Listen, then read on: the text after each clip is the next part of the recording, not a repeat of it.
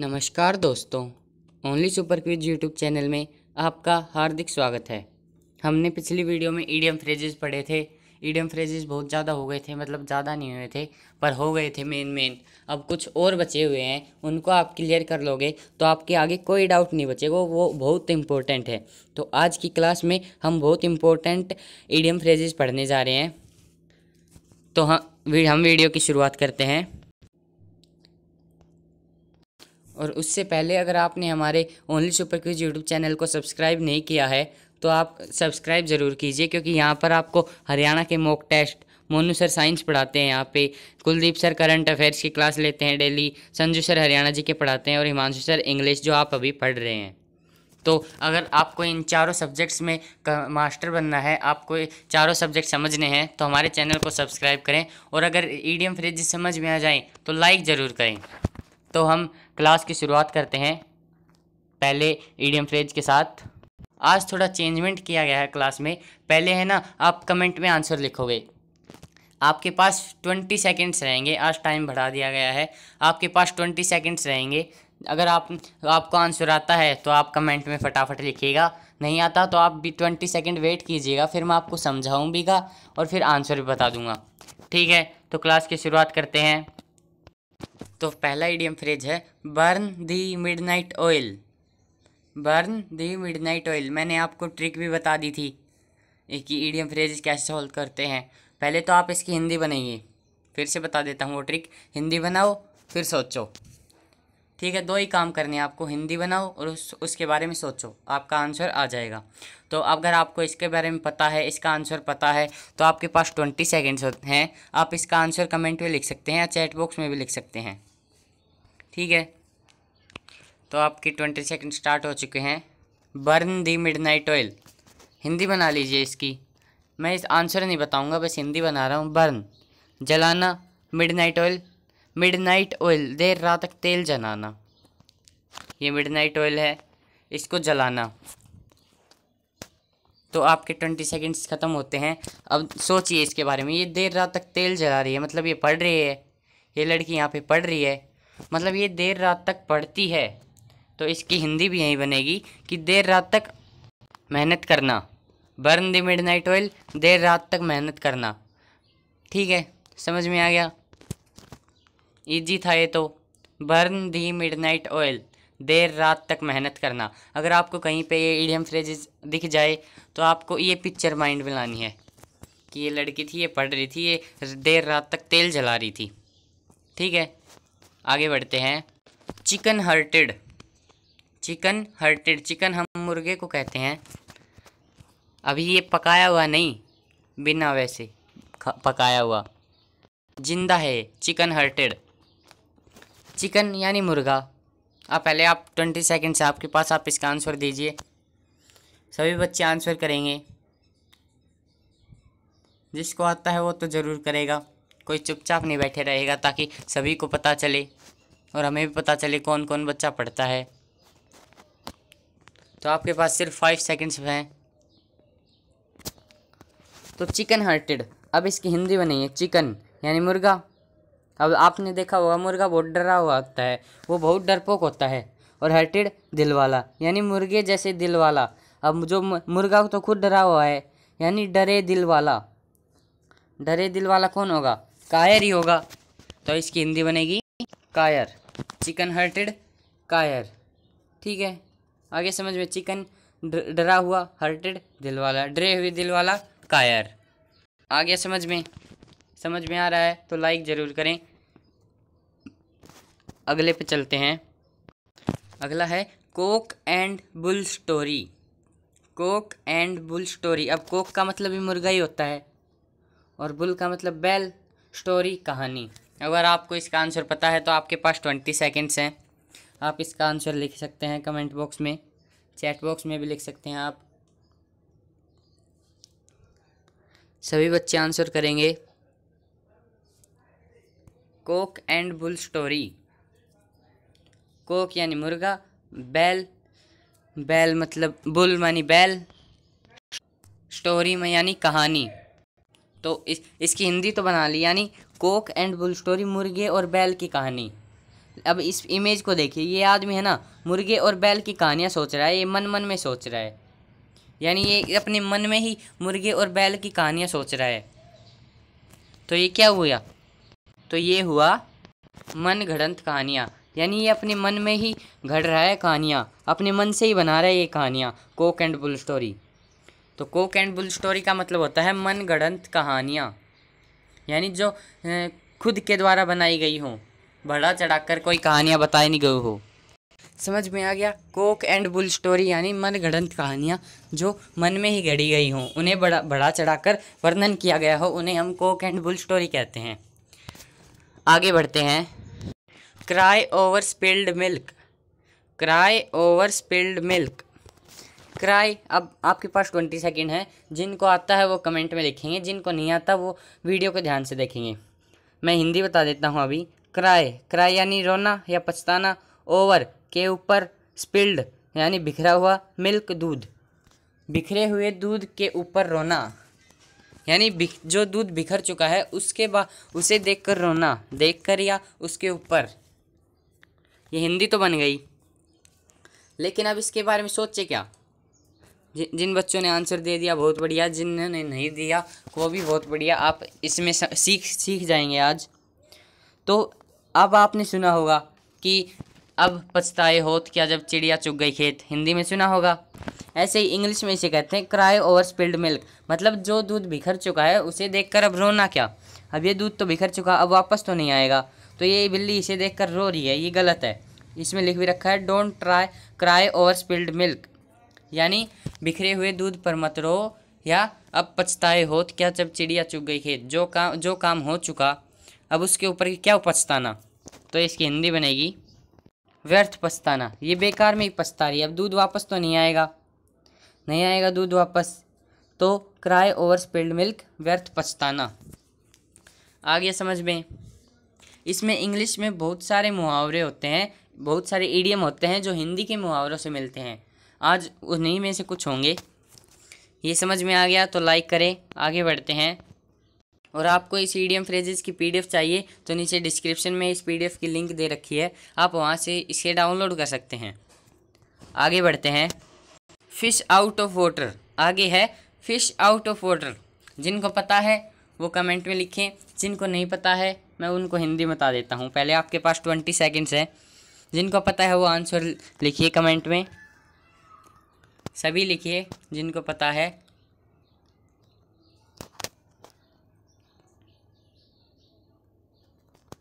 सभी आंसर देंगे। मैं इसकी हिंदी बता देता हूँ। फिश आपको पता होगा मछली, आउट ऑफ के बाहर, वाटर पानी, पानी के बाहर मछली। ये तो हिंदी तो बना ली, पहला काम तो हमने कर लिया कि हिंदी बना ली। अब दूसरा काम है, इसके बारे में सोचिए कि अगर मछली को पानी के बाहर निकाल देंगे तो क्या होगा? वो तड़पेगी, तड़पेगी, उसको आराम महसूस नहीं होगा, उसे कष्ट महसूस होगा ना, आराम तो होगा नहीं। अब मछली पानी के बाहर चली जाएगी, मतलब कष्ट, वो कष्टप्रद अवस्था में चली गई, अब उसे कष्ट हो रहा है, तो इसकी हिंदी बनेगी कष्टप्रद अवस्था में, यानी वो कष्ट में है अभी। फिश आउट ऑफ वाटर यानी कष्टप्रद अवस्था में। आ गया समझ में? फिश आउट ऑफ वाटर, कष्टप्रद अवस्था में। चलिए आगे बढ़ते हैं। आगे है go to dogs, go to dogs. आपके पास 20 सेकेंड्स हैं, इसका आंसर लिखिएगा।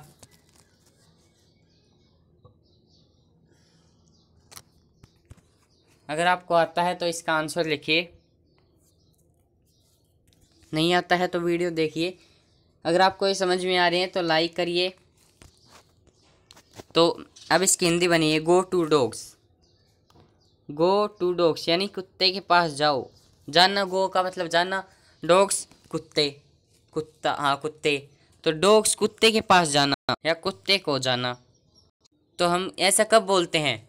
जब कोई चीज़ खराब हो जाती है, जैसे रोटी खराब हो गई या रोटी बासी हुई है, तो हम कहते हैं कुत्ते को घेर के आओ, मतलब वो खराब हो गई तो हम कुत्ते को घेरते हैं।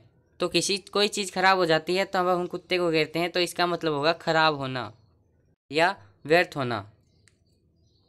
आपने अपने हिंदी में भी सुना होगा, गई भैंस पानी में, यानी सारा काम खराब हो गया। ठीक है, मैंने बताया इंग्लिश के ईडियम हिंदी के मुहावरों से मिलते हैं, तो इसका आंसर जो होगा वो यही होगा, व्यर्थ जाना।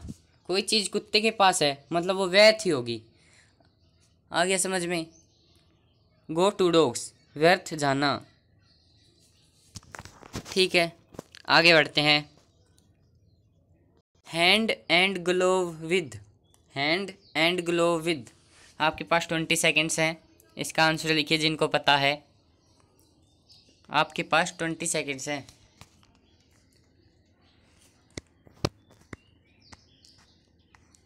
सभी बच्चे आंसर करेंगे जिनको पता है। अब इसकी हिंदी बनाइए आप, आपका टाइम एंड हो चुका है। हैंड, हैंड यानी हाथ, ग्लोव यानी दस्ताने ये, ठीक है, विद के साथ या साथ, तो ये दोनों एक साथ हैं।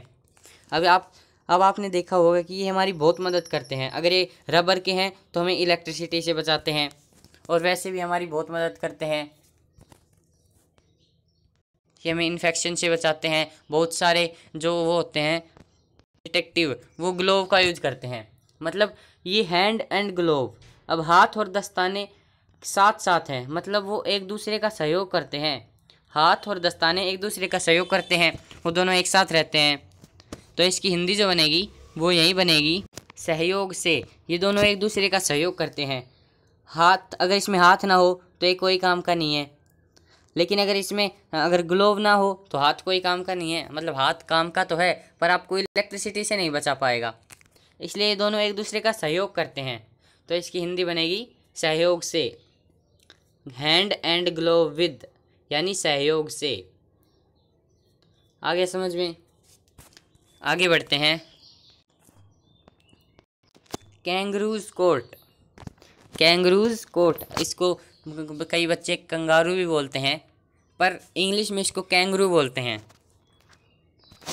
कैंगरू कोट, हिंदी तो इसकी कुछ नहीं बनेगी, थोड़ी सी बनेगी। कैंगरू यानी कैंगरू, ये जो आपको दिख रहा है जानवर, और कोर्ट न्यायालय। अब इसके बारे में क्या सोचें? आपके पास फिर भी 20 सेकेंड्स है। अगर आपको इसका आंसर पता है तो कमेंट में लिखिए। और लास्ट में जाते जाते, क्लास एंड होते हुए आप ये बता के जाइए कि आपको क्लास कैसी लगी। अगर आपको अच्छी लगी तो भी बढ़िया, नहीं लगी तो भी बढ़िया, क्योंकि हम और मेहनत करेंगे। कैंगरूज कोर्ट, तो अब इसकी हिंदी बनाते हैं। हिंदी तो बना ली थी कि कंगारू का कोर्ट, लेकिन कंगारू का कोर्ट कौन से होता है? अब यहाँ पे कंगारू बैठा है, तो ये खुद हमारा मैन मेड रूल थोड़ी मानेगा, जो आदमियों ने बनाए हैं वो रूल तो नहीं मानेगा। यानी कोई कानून को नहीं मानेगा, ये खुद की चलाएगा कंगारू। ये गैर कानूनी तरीके से चलाएगा, यानी कोई कानून की नहीं चलाएगा। तो इसकी हिंदी बनेगी गैर कानूनी न्यायालय। इस कोर्ट में कोई कानून के रूल थोड़ी चलेंगे, ये कंगारू अपनी चलाएगा। तो यहाँ पे ये गैर कानूनी है, तो ये गैर कानूनी न्यायालय। कंगारू का मतलब यहाँ पे गैर कानूनी, और कोर्ट मतलब न्यायालय। आ गया समझ में? आगे बढ़ते हैं। Killing 2 birds with 1 stone, killing 2 birds with 1 stone. ये एक स्टोन है, इससे ये 2 पक्षियों को मार रहा है। आपके पास 20 सेकेंड है। हिंदी में आपने सुना होगा एक तीर से 2 निशाने, ऐसे ही इंग्लिश में है किलिंग 2 बर्ड्स विद 1 स्टोन। आपके पास 20 सेकेंड है। आप इसका आंसर लिख सकते हैं कमेंट बॉक्स में, चैट बॉक्स में, आपकी मर्जी है।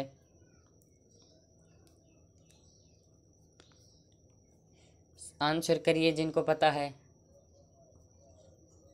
तो यहाँ पे इसकी हिंदी तो बनाइए, किलिंग 2 बर्ड्स, 2 पक्षियों को मारना, विद 1 स्टोन, एक पत्थर से। अब ये है ना, ये पक्षी, ये दोनों पक्षी इसके खेत में थे, ये दाना चुग रहे थे, मतलब इसके परेशान कर रहे थे, दोनों समस्या बने हुए थे। तो इसने इनको मारने की सोची, कोई क्रूर व्यक्ति होगा जो पक्षियों को मार रहा है, तो इसने इनको मारने की सोची। ये एक पत्थर से दोनों समस्याओं को निपटाना चाहता है।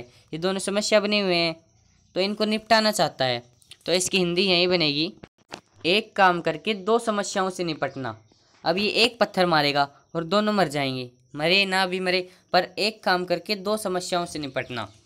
इसकी हिंदी यही बनेगी, एक काम करके दो समस्याओं से निपटना। आगे समझ में, आगे बढ़ते हैं। Man of iron, man of iron, इसकी हिंदी बनेगी लोहे का आदमी। आपके पास 20 सेकंड है, इसका आंसर दीजिए आप। आपके पास 20 सेकंड्स हैं, आप इसका आंसर दीजिए। अब कई बच्चे लिख रहे होंगे लोहे का आदमी, पर ये गलत है। मैन ऑफ आयरन, अब ये आयरन मैन है, ये तो आयरन मैन है, लेकिन ये मैन ऑफ आयरन है। मैन का मतलब आदमी, ऑफ का आयरन मतलब लोहे का, लोहे का आदमी। अब लोहे का आदमी जल्दी से तो टूटेगा नहीं, उसकी इच्छा शक्ति मजबूत होगी, मतलब बहुत मजबूत इच्छा शक्ति वाला व्यक्ति। इसकी हिंदी यही बनेगी, दृढ़ इच्छा शक्ति वाला व्यक्ति। यानी जिस व्यक्ति की दृढ़ इच्छा शक्ति है, किसी काम को करने की बहुत ज़्यादा इच्छा है, शक्ति है उसमें, तो हम उसे मैन ऑफ आयरन कहेंगे। ठीक है, आगे समझ में। मैन ऑफ आयरन का मतलब दृढ़ इच्छा शक्ति वाला व्यक्ति। आगे बढ़ते हैं। Move heaven to earth, move heaven and earth.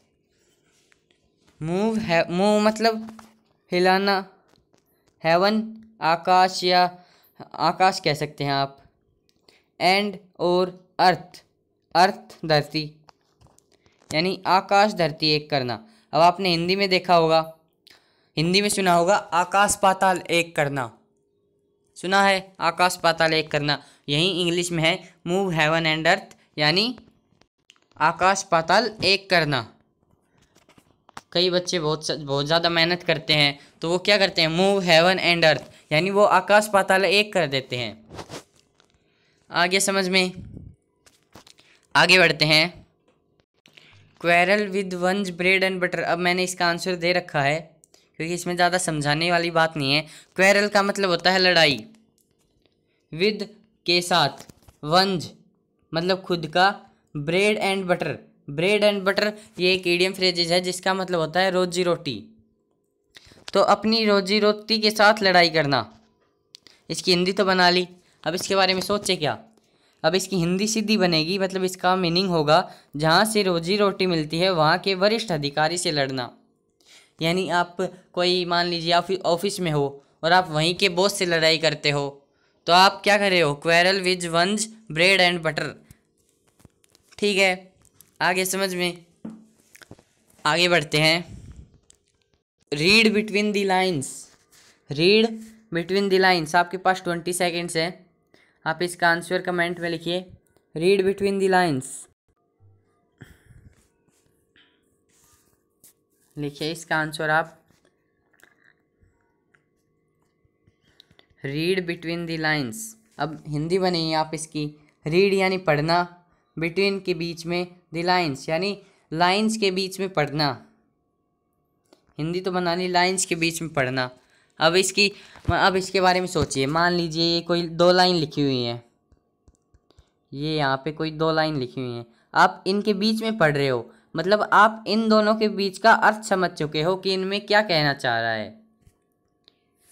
Read between the lines यानी अर्थ समझना।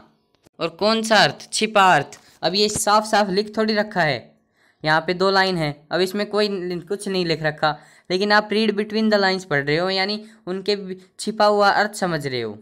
अब ये अर्थ छिपा हुआ था, इसलिए यहाँ पे इसका अर्थ आएगा छिपा हुआ अर्थ समझ जाना। रीड बिटवीन द लाइन्स यानी छिपा अर्थ समझ जाना। आ गया समझ में, रीड बिटवीन द लाइन्स, छिपा अर्थ समझ जाना। आगे बढ़ते हैं। Sit on the fence, sit on the fence. अब फेंस, सिट यानी बैठना, ऑन दी के ऊपर, फेंस। अब फेंस ये इस दीवार को कहते हैं फेंस। तो आपके पास 20 सेकेंड है, अगर आपको इसका आंसर पता है तो आप कमेंट बॉक्स में लिखिए, नहीं पता है तो आप ध्यान से देखिए, आप पहले हिंदी बनेंगे फिर उसके बारे में सोचिए। सिट ऑन द फेंस, अब ये आदमी यहाँ पे बैठा है, पहले आप कई बच्चे लिख रहे होंगे कई देख भी रहे होंगे वीडियो, जिनको नहीं पता तो कोई बात नहीं। ये सिट ऑन द फेंस, अब ये बीच में बैठा है, बीच में बैठा है, यानी ये सोच रहा है कि इस साइड जाऊं या इस साइड जाऊं। ये किसी तरफ नहीं जा रहा, ये इस साइड जाने की भी सोच रहा है, इस साइड जाने की भी सोच रहा है। ठीक है, लेकिन ये जा किसी तरफ नहीं रहा, ये किसी तरफ नहीं जा रहा। तो ये क्या कर रहा है, ये दोनों पक्षों में तर्क दे रहा है कि एक तो इधर तरफ बोल रहा है, एक इसकी तरफ बोल रहा है। दोनों के साथ दोस्ती बना के रखी हुई है, अगर ये इसकी तरफ जाए तो इससे दोस्ती टूट जाए, इसकी तरफ जाए तो उससे टूट जाए। तो ये बीच में बैठा हुआ है, दोनों पक्षों में तर्क दे रहा है। ठीक है, आपने सुना होगा बिचौला, ये सिट ऑन द फेंस यही कहते हैं, वो दोनों पक्षों में तर्क देना, मतलब अपोजिशन की तरफ भी और दूसरी साइड भी, दोनों साइड बोलना सिट ऑन द फेंस कहते हैं।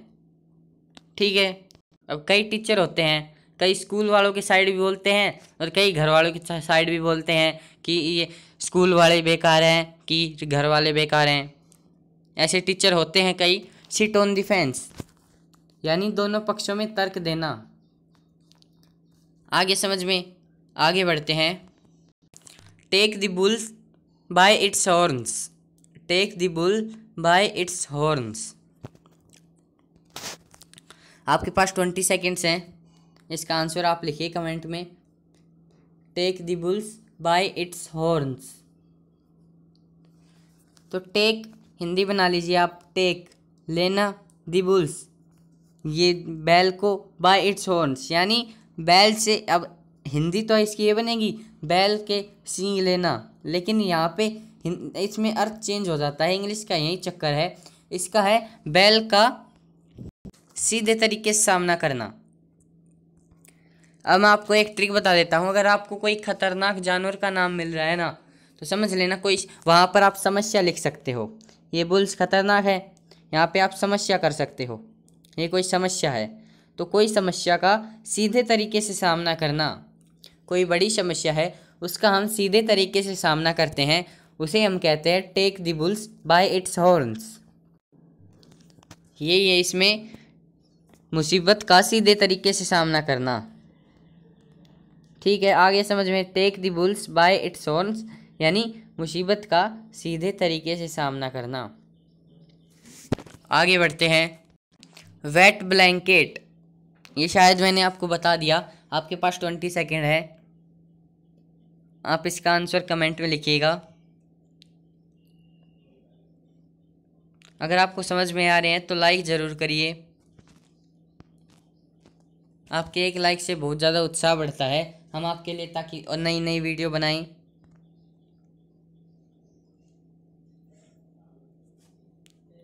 तो आपका टाइम अप हो चुका है।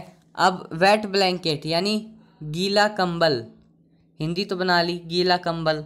अब इस फोटो को ध्यान से देखिए, ये आदमी मज़े से सो रहा है, मज़े से सो रहा है, सर्दी है इसलिए इसने कंबल ओढ़ रखा है।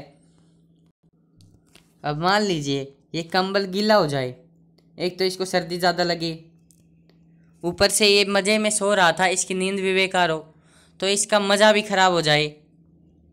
तो वेट ब्लैंकेट होने से इसका मज़ा ख़राब हो गया, तो इसकी हिंदी बनेगी मज़ा ख़राब करने वाला या मज़ा किरकिरा करने वाला। अब आपने सुना होगा सारा मज़ा किरकिरा कर दिया, तो इसे इंग्लिश में कहते हैं हम वेट ब्लैंकेट। इंग्लिश में हम कहते हैं वेट ब्लैंकेट यानी मज़ा किरकिरा करने वाला। आगे समझ में, आपको कहीं पे इडियम फ्रेज दिखे तो आप इस पिक्चर के बारे में सोचना और फिर सीधा आप इसका आंसर दे दोगे। आगे चलते हैं। वोल्फ इन शिप्स क्लोथिंग, वोल्फ इन शिप्स क्लोथिंग। आपके पास 20 सेकेंड्स हैं, आप इसका मीनिंग बताइए। पहले आप इसकी हिंदी बताइए, इसकी हिंदी क्या बनेगी।